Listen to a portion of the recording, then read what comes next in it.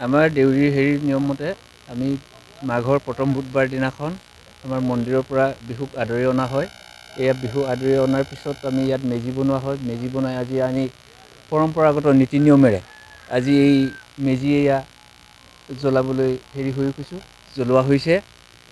এই বিহু আজিৰ পৰা সকলো ঘৰে ঘৰে আমি প্ৰত্যেক ঘৰে বা প্ৰত্যেক মানুহে বিহু খোৱাৰ নিয়ম আমাৰ পৰম্পৰাগত মতে এয়া চলি আহি আছে। কালি উৰুকা কেনেকুৱা গ'ল? কালি উৰুকা আমাৰ ঠিকে আছে। উৰুকাত আমাৰ গোটেইখিনি ভোজ ভাত খোৱা হৈছে।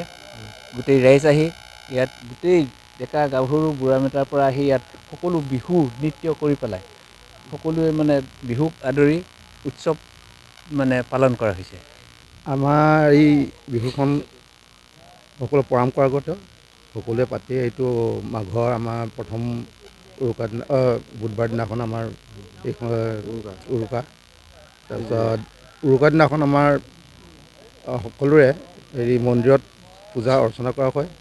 তাৰ পৰা আহি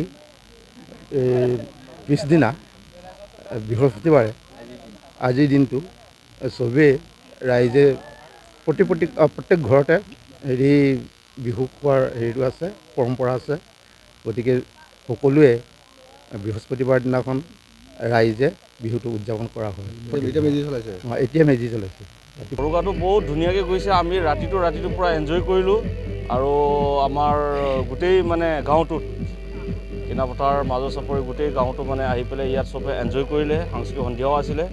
আমি বাহিৰৰ পৰাও মানে আমাৰ দেউৰীৰেই গায়ক মাতিছিলোঁ আৰু বহুত ধুনীয়াকৈ মানে গোটেই মানে গাঁৱটো মানে এইখন মেজিত মানে বহুত ধুনীয়াকৈ চবে ফূৰ্তি ফাৰ্তা কৰিলে আৰু চবকে মানে এসাঁজ আমি ভালকৈ মানে ভাত খোৱালোঁ মানে ভোজ হিচাপত। খাদ্যটো আমাৰ আছিলে গাহৰি আছিলে আৰু সাজ আছিলে। আমাৰ দেউৰীৰ মতে আমাৰ চুজে বুলি কয়, সাজ আছিলে। তাৰপিছত আমাৰ হাঁহ মাৰিছিলোঁ, হাঁহৰ খানা হৈছিলে আৰু লোকেল মুৰ্গী আছিলে। সেইকেইটাই আৰু ফুল মানে এনজয় কৰিলোঁ আৰু আমাৰ